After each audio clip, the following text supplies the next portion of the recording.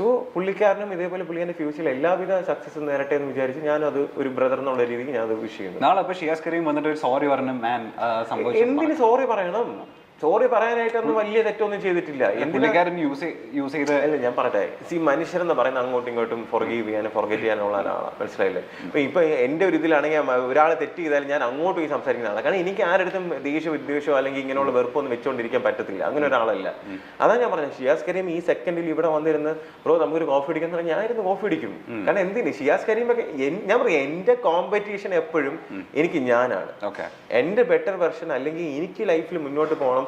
എന്റെ പ്ലാൻ ചില എന്റെ സൈലന്റ് പ്ലാൻസ് കാണും, ചിലത് എന്റെ ഇപ്പൊ ഞാൻ ഇപ്പൊ കുറച്ച് കാര്യങ്ങൾ എക്സ്ക്ലൂസീവ് ആയിട്ട് പറഞ്ഞില്ലേ, അപ്പൊ അതായിരുന്നു ഈ കഴിഞ്ഞ കുറച്ച് നാളുകളായിട്ട് ഞാൻ ചെയ്തുകൊണ്ടിരുന്ന കാര്യങ്ങൾ, മനസ്സിലായില്ലേ? ഇപ്പൊ ഒരാളുടെ ജീവിതം തറക്കുന്നത് എങ്ങനെയാണ്, അയാളുടെ ഉപജീവന മാർഗം ഇല്ലാണ്ടാക്കുക, അയാള് ലൈഫിൽ സ്ട്രഗിൾ ചെയ്യിക്കുക, ഫിനാൻഷ്യലി ടൈറ്റ് ആക്കുക, അത് ഞാൻ ആദ്യമേ അങ്ങ് എന്ത് ചെയ്ത് സെക്യൂർ ചെയ്ത് വെച്ചു, മനസ്സിലായി? ലൈഫിലെങ്കിലൊക്കെ ഉള്ളത് സെറ്റിൽ ചെയ്തു. കാരണം എനിക്കറിയാം ഇങ്ങനെയൊക്കെ എന്തെങ്കിലും വന്നു കഴിഞ്ഞാൽ ഒരു പ്രിക്കോഷൻ എന്നുള്ള രീതിയിൽ അത് സൈലന്റ് ആയിട്ട് ഞാൻ അതൊന്ന് എന്ത് ചെയ്തു, ആ ടാർഗറ്റ് എത്തിച്ച് ഞാൻ ഫിക്സ് ചെയ്തിട്ട് എല്ലാം ചെയ്ത് ഇപ്പം മാസം എനിക്ക് ഒന്നും ചെയ്ത് വെറുതെ ഇരുന്നാലും എന്ത് ചെയ്യും, വെറുതെ ഇരുന്നാലും അത്യാവശ്യം നല്ല രീതിയിൽ ജീവിച്ചു പോകാനുള്ളത് എന്ത് ചെയ്ത് ഞാനത് ചെയ്ത് വെച്ചു.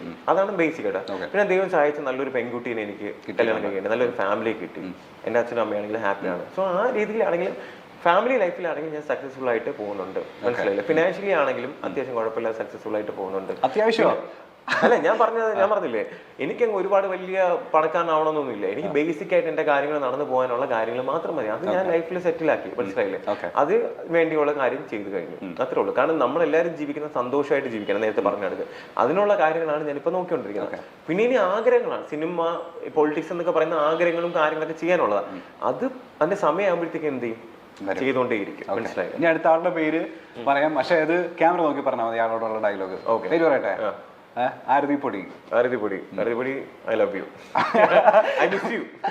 മിസ് യു എന്ന് പറഞ്ഞാൽ 15 മിനിറ്റ് പോകാനുള്ളത് അടുത്ത പുള്ളിക്കാരത്തി ഉണ്ട്. പുള്ളിക്കാരി ആക്ച്വലി ഞാൻ പറഞ്ഞില്ല, ഭയങ്കര ഒരു പാവമാണ്, പക്ഷെ അറ്റ് ദി സെയിം ടൈം ഭയങ്കര സ്ട്രോങ് ആണ്, മനസ്സിലായില്ലേ?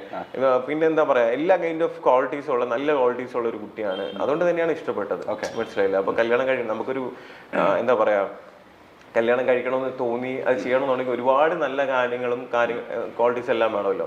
സോ പിന്നെ എന്റെ എല്ലാ സിറ്റുവേഷൻസിലും എന്റെ കൂടെ നിൽക്കുന്നുണ്ട്, മനസ്സിലായി? അതെന്ന് പറഞ്ഞാൽ വലിയൊരു കാര്യമാണ്. പിന്നെ എന്നെ മനസ്സിലാക്കുന്നുണ്ട്, അത് തന്നെ വലിയ കാര്യം. ഇതൊക്കെ തന്നെ മതി. നമുക്ക് വേണമെന്ന് വെച്ചാൽ നമ്മള് ഞാൻ ഒറ്റയ്ക്ക് ഉണ്ടെങ്കിൽ എനിക്ക് ഒരുപാട് കാര്യങ്ങൾ ചെയ്യാൻ പറ്റും. ഒരാൾ എന്റെ കൂടെ സപ്പോർട്ട് ചെയ്യാനായിട്ട് ഒരു തോളിൽ കൈയിടാൻ പറ്റുന്നുണ്ടെങ്കിൽ നമുക്ക് കുറച്ചുകൂടെ കാര്യങ്ങൾ ചെയ്യാൻ പറ്റും. അത്രേ. അടുത്ത ആളുടെ പേര് പറയട്ടെ.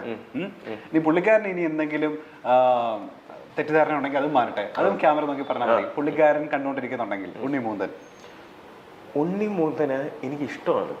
എനിക്ക് പേഴ്സണലി ഇഷ്ടമാണ്, മനസ്സിലായില്ലേ? ഉണ്ണിമൂന്തനെ ഞാൻ ഗോകുലം പാർക്കിൽ വെച്ച് കണ്ടപ്പോൾ എക്സൈറ്റഡ് ആയിട്ടുള്ള ഒരാളാണ്. ഞാൻ ഉണ്ണിമൂന്തന്റെ അടുത്ത് അന്ന് പറഞ്ഞു, ഉണ്ണിമൂന്ത ബ്രോ എന്നെ തടി കുറയ്ക്കാൻ വേണ്ടി ആ സമയത്ത് ഒരുപാട് ഹെൽപ്പ് ചെയ്തിട്ടുണ്ട്. കാരണം പുള്ളിക്കാരൻ 3 മാസത്തെ ഒരു ചലഞ്ചൊക്കെ ചെയ്തപ്പോൾ ഞാൻ ആ സമയത്ത് ആ 3 മാസത്തെ ഇത് ഫോളോ ചെയ്ത് 15 കിലോ ബിഗ് ബോസ് പോണതിന് മുമ്പ് ചെയ്ത ആളാണ്. അപ്പൊ അതിനെനിക്ക് ഈ ട്രെഡ്മിൽ ഓടുന്ന സമയത്ത് ഉണ്ണിമൂന്തൻ ഫാറ്റ് ഫിറ്റ് എന്ന് എന്തോ പറഞ്ഞ ഒരു വീഡിയോ വന്ന് ട്രാൻസ്ഫോർമേഷൻ വീഡിയോ ഇട്ടിരുന്നു. ആ സാധനം ഹെഡ്സെറ്റ് കേട്ട് കണ്ടുകൊണ്ട് ഓടിയ ആളാണ് ഞാൻ, മനസ്സിലായില്ലേ? അപ്പൊ ഉണ്ണിമൂന്തൻ സ്വന്തമായിട്ട് കഷ്ടപ്പെട്ട് അധ്വാനിച്ച് ഒരുപാട് സ്ട്രഗിൾ ചെയ്ത് ഒരുപാട് പേർക്ക് ഇൻസ്പയറിംഗ് ആയിട്ട് വന്ന ഒരാളാണ്, മനസ്സിലായില്ലേ? എനിക്ക് തന്നെ ഒരുപാട് സമയത്ത് എന്ത് ചെയ്തിട്ടുണ്ട്, ഒരു ഇൻസ്പിറേഷൻ തോന്നിയിട്ടുണ്ട്, മനസ്സിലായില്ലേ? അപ്പൊ വെറുതെ ഒരുപാട് പേര് കുത്തിത്തിരിപ്പുണ്ടാക്കി ഞാൻ ഉണ്ണിമൂന്തനെ പറ്റി ഒരു സ്ഥലത്തും വന്നിട്ട് എന്ത് ചെയ്തിട്ടില്ല, മോശമായിട്ട് പറഞ്ഞിട്ടില്ല. കഴിഞ്ഞ ആ സിറ്റുവേഷൻ വന്നപ്പോൾ പോലും ഉണ്ണിമൂന്തൻ അത് പ്രതികരിച്ചത് അതിന് എനിക്ക് കുറെ കേട്ട്, അത് ഒരു സെലിബ്രിറ്റി ആയി കഴിഞ്ഞാൽ ചീത്ത വിളിക്കാമെന്നൊക്കെ ചോദിച്ചു. പിന്നെ എൻ്റെ അടുത്ത് ഒരുപാട് പേര് ചോദിക്കാൻ പറ്റും. ഞാൻ പറഞ്ഞ ഒരു മനുഷ്യനാണ്. ഒരു മനുഷ്യന് ചിലപ്പോൾ അയാളുടെ എന്തെങ്കിലും ഒരു ഭയങ്കരമായിട്ട് പ്രയോറിറ്റി കൊടുക്കുന്ന അല്ലെങ്കിൽ ഭയങ്കര ഫീൽ കൊടുക്കുന്ന ഒരു കാര്യത്തിന് എന്തെങ്കിലും പറയുമ്പോൾ അവിടെ അയാൾ പ്രതികരിച്ചു കഴിഞ്ഞാൽ ചിലപ്പോൾ ഒരു തെറ്റായിരിക്കും മറ്റുള്ളവർ. തെറ്റ് തന്നെയാണ്. ഇപ്പൊ ഞാനിപ്പോൾ ഒരാളിനെ പോയി ചീത്ത വിളിച്ചു കഴിഞ്ഞാൽ തെറ്റ് തന്നെയാണ്. പക്ഷെ എന്തുകൊണ്ട് ചീത്ത വിളിച്ചു, എന്താണ് അതിനുണ്ടായ ആ ഒരു സംഭവം, മനസ്സിലായി? തെറ്റല്ലാതാവുന്നില്ല. പക്ഷെ ആ ഒരു സാഹചര്യം മനസ്സിലാക്കി കഴിഞ്ഞാൽ നമുക്ക് എന്ത് ചെയ്യാം, വേണമെന്നുണ്ടെങ്കിൽ നമുക്ക് ഫോർഗീവ് ചെയ്യാം, അത്രേ ഉള്ളൂ. എനിക്ക് ഉണ്ണിമൂന്തൻ ഇഷ്ടമാണ്, എനിക്കിഷ്ടം തന്നെയാണ്. ഞാൻ പറഞ്ഞില്ല, മൂവി കണ്ടപ്പോൾ പോലും നല്ല ആക്ടിങ് ആണ്, എല്ലാം പറഞ്ഞു. ഞാൻ നേരത്തെ പറഞ്ഞില്ലേ, 2 കാര്യങ്ങൾ കണ്ട ഒരാളാണ്. പിന്നെ ഉണ്ണിമൂന്തനെ എന്നെ ഒരിക്കലും കമ്പയർ ചെയ്യരുത്. കാരണം ഉണ്ണിമൂന്തനൊക്കെ ഒരു സ്റ്റാർ ആയിട്ട് 10-12 വർഷമായിട്ട് നിൽക്കുന്ന ഒരാളാണ്, മനസ്സിലായില്ലേ? ഞാനൊരു ഷോ ചെയ്തിട്ട് വന്ന് എന്നെ കുറച്ചൊരു ഇഷ്ടപ്പെടുന്നത് മാത്രമേ ഉള്ളൂ. അപ്പൊ ഇത് വെറുതെ ഇതിന്റെ ഇടയ്ക്ക് ഒരു പ്രശ്നം ഉണ്ടാക്കിച്ച്, മനസ്സിലായി, അങ്ങോട്ടും ഇങ്ങോട്ടും തല്ലുണ്ടാക്കുന്ന കാര്യങ്ങളൊന്നും ചെയ്യേണ്ട ഒരു ആവശ്യമില്ല. സത്യം പറഞ്ഞ ഇത് വെറുതെ കുറെ പേര് ഉണ്ടാക്കുന്ന കാര്യമാണ്. എനിക്ക് ഉണ്ണിമുന്തനെ ഇഷ്ടമാണ്, ഇത്രേ ഉള്ളൂ. ഇതിലെന്താ കാര്യം? ഇനി ഇത് കേട്ടപ്പോഴത്തേക്ക് ഇനി കുറെ പേര് പറയും ഞാൻ സീക്രട്ട് ഏജന്റിനെ തള്ളി പറഞ്ഞു എന്ന് പറയുന്ന ഒരുപാട് പേര് കാണും. എന്നെ ഒരുപാട് വിമർശിച്ച ഒരാളാണ് സീക്രട്ട് ഏജന്റ്. ഒരുപാട് വിമർശിച്ചിട്ടുണ്ട്, ഒരുപാട് എന്തൊക്കെയായി പറഞ്ഞിട്ടുണ്ട്. എന്നെ പാസ്റ്റർ എന്നവരെ വിളിച്ചിട്ടുണ്ട് ഞാൻ അറിഞ്ഞതിന്, മനസ്സിലായില്ലേ? അപ്പൊ അങ്ങനെ വരെ പറഞ്ഞ ഒരാളാണ് സീക്രട്ട് ഏജന്റ്. സായി എന്ന് പറയുന്ന വ്യക്തിക്ക് ഇൻഡിവിജ്വൽ അഭിപ്രായങ്ങളുണ്ട് ഓരോ കാര്യത്തിനും, മനസ്സിലായില്ലേ? അത് ഞാൻ റെസ്പെക്ട് ചെയ്യുന്നു. എന്നെ വിമർശിച്ചു, മനസ്സിലായില്ലേ? ഇപ്പൊ വിമർശിച്ചു എന്ന് പറഞ്ഞിട്ട് സായിനെ ഞാൻ ഇല്ലാണ്ടാക്കണം, സായിനെ ഞാൻ അത് ചെയ്യണം ഇത് ചെയ്യണം എന്ന് ഒരിക്കലും മനസ്സുകൊണ്ട് ഞാൻ ചിന്തിക്കത്തില്ല. അതുകൊണ്ട് തന്നെയാണ് സായും ഞാനും കൂടെ എന്ത് ചെയ്ത എപ്പോഴും കൊച്ചി വന്നപ്പോ ഒരു പ്രാവശ്യം പോയി നമ്മൾ ഫുഡൊക്കെ കഴിച്ചാൽ അതുവരെ ഇപ്പൊ വീഡിയോ ഇട്ടിട്ട് എന്തൊക്കെയാ തെളിവാണെന്ന് പറഞ്ഞിടുന്നുണ്ട്, മനസ്സിലായില്ലേ? അണ്ടർഗ്രൗണ്ടില് എന്തിനാണെന്ന് എനിക്കറിയത്തില്ല. ഞാൻ പറഞ്ഞിട്ട് ഒരാൾ നല്ല രീതിയിൽ സൗഹൃദമായിട്ട് ഇരുന്ന് കഴിഞ്ഞാൽ പ്രശ്നമാണ്. ഇപ്പൊ ഈ ഞാൻ പറയല്ലേ എന്ത് നല്ല ഇപ്പൊ ഞാൻ പറയട്ടെ 2 രാജ്യങ്ങൾ തമ്മിൽ ഭയങ്കര പ്രശ്നങ്ങൾ നടന്ന് അത് യുദ്ധത്തിലേക്ക് പോണതാണോ അതെ അവർ തമ്മിൽ കോംപ്രമൈസ് ചെയ്ത് സൗഹൃദമായിട്ട് മുന്നോട്ട് പോകുന്നതിലാണോ കാര്യം? മനസ്സമാധാനമാണ് ഏറ്റവും വലിയ കാര്യം, അല്ലേ? അപ്പം എനിക്ക് സായിനെ പേഴ്സണലി ഇഷ്ടമുള്ള ഒരാളാണ്, മനസ്സിലായി? സായിന്റെ എല്ലാ കാര്യങ്ങളും ഞാൻ അക്സെപ്റ്റ് ചെയ്യുമെന്നല്ല പറഞ്ഞത്, മനസ്സിലായില്ല? പക്ഷെ എന്നിരുന്നാലും എനിക്കും സായിന് ഇഷ്ടമുള്ള ഒരു കാര്യം ഞാൻ പറഞ്ഞില്ല, ഞാൻ പേഴ്സണലി ആരും ഇതേപോലെ ഗ്രഡ്ജസ് വെക്കുന്ന ഒരാളല്ല. ജാസ്മിനെയൊക്കെ എന്തുമാത്രം അങ്ങനെയാണെങ്കിൽ ഇത് ചെയ്യണം. ഞാൻ ജാസ്മിനെയൊക്കെ സത്യം പറഞ്ഞാൽ ഞാൻ അങ്ങോട്ട് വിളിച്ച് സംസാരിച്ച ഒരാളാണ്, മനസ്സിലായില്ലേ? എനിക്ക് ആ ഒരു ഇതേ ഇല്ല. കാരണം നമ്മുടെ ഈ ലോകത്ത് എത്ര നാളുണ്ടാവും നമുക്ക് അറിയത്തില്ല. ഉള്ള സമയം വരെ നമ്മൾ ഹാപ്പി ആയിട്ട് എല്ലാവരുടെ അടുത്തും നല്ല രീതിയിൽ പെരുമാറുന്നതിലാണ് നമ്മളെ ക്വാളിറ്റി എന്ന് പറയുന്നത്, മനസ്സിലായില്ലേ? നമ്മൾ ഒരാള് വേദനിപ്പിച്ച ഒരാള്, നമ്മളെ ഒരാൾ ഇൻസൾട്ട് ചെയ്ത് അല്ലെങ്കിൽ നമ്മളെ വേദനിപ്പിച്ച് നമ്മളെ കുത്തി നോവിച്ച ഒരാളുടെ അടുത്ത് നമ്മൾ അയാളുടെ നല്ല രീതിയിൽ സൗഹൃദമായിട്ട് സംസാരിച്ച് നല്ല രീതിയിൽ പെരുമാറുമ്പോഴാണ് നമ്മളെ ക്വാളിറ്റി അവിടെ കൂടുന്നത്, മനസ്സിലായില്ലേ? അത്രേ ഉള്ളൂ. അടുത്ത ആളുടെ പേര് പറയട്ടെ. ദിൽഷയോട് എന്ത് ഈ മൊമെന്റിൽ പറയാൻ തോന്നുന്ന കാര്യം? അല്ല, ദിൽഷയുടെ ലൈഫിൽ ഇപ്പം ഞാൻ ഇപ്പൊ റീസെന്റ് അപ്ഡേറ്റ്സ് ഒന്നും കണ്ടില്ല. പക്ഷെ എന്നിരുന്നാലും ദിൽഷയുടെ ലൈഫിൽ നല്ല ബെറ്റർ ആയിട്ട് പുള്ളിക്കാരെ ആഗ്രഹിച്ച രീതിയിൽ ഒരുപാട് കാര്യങ്ങൾ അച്ചീവ് ചെയ്യുന്നുണ്ടെന്ന് അറിയുന്നു. അപ്പം ഒരുപാട് അച്ചീവ് ചെയ്യാൻ കഴിയട്ടെ. പിന്നെ എന്താ പറയാ, നല്ലൊരു പാർട്ട്ണറിനെ കിട്ടട്ടെ, പുള്ളിക്കാർക്ക് അക്സെപ്റ്റ് ചെയ്യാൻ പറ്റുന്ന രീതിയിൽ നല്ലൊരു പാർട്ട്ണറെ കിട്ടട്ടെ. പിന്നെ ഫാമിലിയും കാര്യങ്ങളും എല്ലാ രീതിയിലും പുള്ളിക്കാരി ഹാപ്പിയാണെന്ന് വിചാരിക്കുന്നു. നല്ല ഹാപ്പി ആയിട്ട് ഇരിക്കട്ടെ. നമ്മളെ കല്യാണത്തിന് ദിൽഷനെ വിളിക്കൂ? ഇല്ല ഇല്ല ഇല്ലാത്ത കാര്യം ഇല്ലെന്നല്ലേ പറയാൻ വിളിക്കുന്നില്ല. ദിൽഷനെ നല്ല ഫ്രണ്ടായിട്ട് കണ്ട ആളല്ലേ? അപ്പൊ അല്ല, ഞാൻ പറഞ്ഞില്ലേ ചില കാര്യങ്ങൾ വേണ്ട, അത്രേ ഉള്ളൂ. ഓക്കെ. ഞാൻ പറയാം, എനിക്ക് ദിൽഷയുടെ ഒരു പ്രശ്നമില്ല. ദിൽഷ നന്നായിരിക്കട്ടെ, ഹാപ്പി ആയിട്ട് ഇരിക്കട്ടെ, എല്ലാ കാര്യങ്ങളും ലൈഫിൽ മുന്നോട്ട് പോകുന്നുണ്ട്, അങ്ങനെ തന്നെ പോട്ടെ. ഇനി റോബിന് വന്നാക്കുന്ന കുറച്ച് ക്രിറ്റിസിസം ഞാൻ വായിക്കാൻ പോകുന്നത്. ആ ക്രിറ്റിസിസിന് റിയാക്ട് ചെയ്താൽ മതി. ഒരു ക്രിറ്റിസിസം ഇതാ, ഇയാൾ എന്തിനാണ് പരിപാടി അവതരിപ്പിക്കുന്ന നേരത്ത് അലറി വിളിച്ച് കൂവി ഓളം ഉണ്ടാക്കുന്നത്?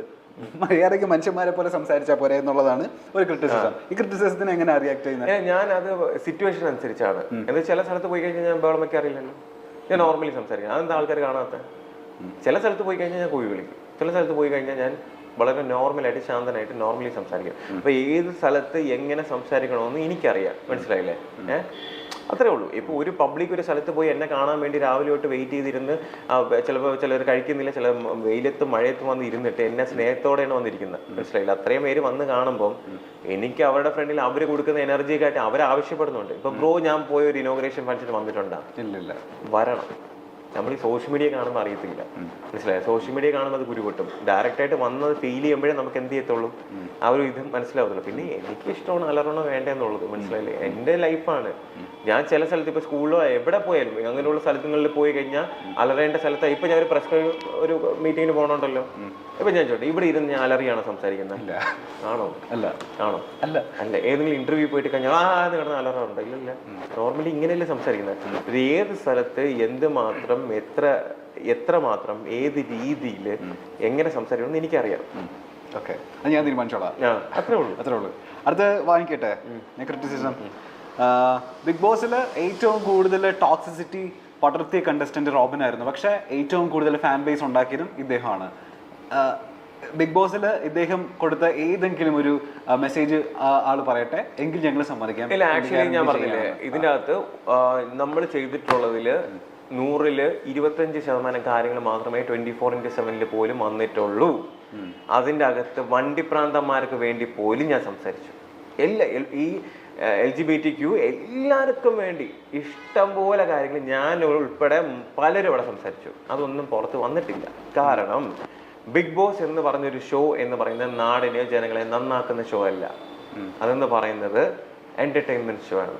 അപ്പൊ എന്റർടൈൻമെന്റിന് ആവശ്യമുള്ള കാര്യങ്ങൾ മാത്രമേ അവർ പുറത്ത് വിടത്തുള്ളൂ. എന്തൊക്കെ സംസാരിച്ചു എന്നുള്ളത് നമ്മളവിടെ കണ്ടസ്റ്റൻസിന് അറിയാം, മനസ്സിലായില്ലേ? അപ്പൊ അവര് എഡിറ്റ് ചെയ്ത് ഇടുന്ന രീതിയിലാണ് നിങ്ങൾ എന്നെ കാണുന്നത്, മനസ്സിലായില്ലേ? ഞാൻ സംസാരിച്ച ഞാൻ ആരെങ്കിലും പറ്റി മോശമായിട്ട് ആരുടെ അടുത്ത് അവിടെ പറഞ്ഞിട്ടുണ്ടോ, ഗോസിപ്പ് ചെയ്തിട്ടുണ്ടോ? ഞാൻ ആരെ പറ്റി ഗോസിപ്പ് ചെയ്തിട്ടില്ല, മനസ്സിലായി? ആരെ പറ്റിയും പോയിട്ട് മാറിയിരുന്ന് അങ്ങനെ ഇങ്ങനെയൊന്നും പറഞ്ഞിട്ടില്ല. അതേപോലെ ഞാൻ എന്തൊക്കെ സംസാരിച്ചു എന്നുള്ളത് എനിക്കറിയാം, മനസ്സിലായില്ലേ? അതൊന്നും ഞാൻ ഉൾപ്പെടെ പലരും അവിടെ സംസാരിച്ചു, പലരും എന്തൊക്കെ സംസാരിച്ചു അതൊന്നും വന്നിട്ടില്ല. അവരുടെ അടുത്ത് ചോദിച്ചു നോക്ക്, അവരുടെയൊക്കെ എന്തുമാത്രം എന്തെല്ലാം കാര്യം സംസാരിച്ചു, ഒന്നും വന്നിട്ടില്ല. കാരണം ബിഗ് ബോസ് എന്ന് പറയുന്നത് എന്റർടൈൻമെന്റ് ഷോ ആണ്. എന്റർടൈൻമെന്റ് ഷോയിൽ മസാല മതി, അവർക്ക് എന്ത് വേണ്ട, നാടിനെ നന്നാക്കുന്ന കാര്യങ്ങളൊന്നും വേണ്ട. അതാണ് ബിഗ് ബോസ്. അതാദ്യം മനസ്സിലാക്കുക. ജനങ്ങളെ നന്നാക്കുന്ന ഷോ ആണെന്നുണ്ടെങ്കിൽ എന്ത് ചെയ്യണം, അത് എൻ്റെ ഡിഫറെന്റ് ആയിട്ടുള്ള ഇത്, അതല്ല ബിഗ് ബോസ്. ബിഗ് ബോസ് എന്ന രീതി എന്ന് പറയുന്നത് എൻ്റെ ഡിഫറെന്റ് ആണ്, മനസ്സിലായില്ലേ? റിയാലിറ്റി ഷോയിലൂടെ നിരവധി ആരാധകരെ നേടിയെടുത്ത താരമാണ് റോബിൻ രാധാകൃഷ്ണൻ. ഈയിടെയാണ് റോബിനും ഫാഷൻ ഡിസൈനറും അഭിനേത്രിയുമായ ആരതി പൊടിയുമായുള്ള വിവാഹം കഴിഞ്ഞത്. വിവാഹത്തിന്റെ ചിത്രങ്ങളും വീഡിയോകളും വളരെ പെട്ടെന്ന് തന്നെ സാമൂഹിക മാധ്യമങ്ങളിൽ വൈറലാവുകയും ചെയ്തു. വിവാഹത്തിന് ശേഷം കർവാ ചൗത്ത് ചടങ്ങിന്റെ ചിത്രങ്ങളും വീഡിയോകളും ഇപ്പോൾ ട്രെൻഡിംഗ് ആയി മാറുകയാണ്. ഗുരുവായൂരിൽ നടന്ന വിവാഹ ചടങ്ങിൽ അടുത്ത ബന്ധുക്കളും സുഹൃത്തുക്കളും മാത്രമാണ് പങ്കെടുത്തത്. എന്നാൽ ഇവർക്ക് ഇതിനു മുൻപ് സംഗീത് ചടങ്ങ്, മെഹന്തി ചടങ്ങ് അങ്ങനെ 6 ദിവസത്തെ ഫംഗ്ഷൻ ഉണ്ടായിരുന്നു. അത്യാഡംബര വിവാഹം തന്നെയായിരുന്നു ആരതിയുടേതും റോബിന്റേതും. ഓരോ ചടങ്ങിനും ഓരോ ലുക്കിലാണ് ആരതി എത്തിയത്. കർവാ ചൗത്തോടെയാണ് ഈ ചടങ്ങുകൾക്ക് അവസാനമായത്. 6 ദിവസം നീണ്ടുനിന്ന ആഘോഷങ്ങൾക്ക് ശേഷം 7ാം ദിവസമായിരുന്നു റോബിന്റെയും ആരതിയുടെയും വിവാഹം. രംഗോലി, സംഗീത് ആഘോഷങ്ങളെല്ലാം നേരത്തെ കഴിഞ്ഞു. വിവാഹത്തിന് മുന്നോടിയായി പവിത്രപ്പെട്ട് ഏറ്റുവാങ്ങുന്ന ആരതിയുടെ വീഡിയോയും സോഷ്യൽ മീഡിയയിൽ വൈറലായിരുന്നു. വിവാഹ സമ്മാനമായി ആരതിക്ക് ഔഡി കാറാണ് അച്ഛൻ സമ്മാനിച്ചത്. ഈ കാർ സ്വീകരിക്കുന്നതിന്റെ വീഡിയോ ആരതി ഇൻസ്റ്റഗ്രാമിൽ പങ്കുവച്ചിരുന്നു. സർപ്രൈസ് ആയി പോയി എന്നും ഇത്രയും വലിയൊരു സമ്മാനം പ്രതീക്ഷിച്ചില്ല എന്നും ആരതി പറഞ്ഞു. വിവാഹത്തിന് ശേഷം ഇരുവരും 2 വർഷം നീണ്ടു നിൽക്കുന്ന ഹണിമൂണിനായി യാത്ര തിരിക്കും. 27-ൽ അധികം രാജ്യങ്ങൾ ചുറ്റിക്കറങ്ങിയുള്ളതാണ് ആ മധുവിധു. ആദ്യ യാത്ര 26-ാം തീയതി അസർബൈജാനിലേക്കാണ്. ഏറെ നാളത്തെ പ്രണയത്തിന് ശേഷമാണ് ഇരുവരും വിവാഹിതരാകുന്നത്. അഭിമുഖം എടുക്കാൻ എത്തിയപ്പോഴാണ് ആരതി ആദ്യമായി റോബിനെ കാണുന്നത്. ദിൽഷ റോബിൻ വിവാഹം കാത്തിരുന്ന ആരാധകർ നിരാശരാവുകയായിരുന്നു. എന്നാൽ ദിൽഷയെ വിവാഹത്തിന് വിളിക്കാത്തതിന്റെ കാരണം ആദ്യം തന്നെ റോബിൻ തുറന്നു പറഞ്ഞിരുന്നു.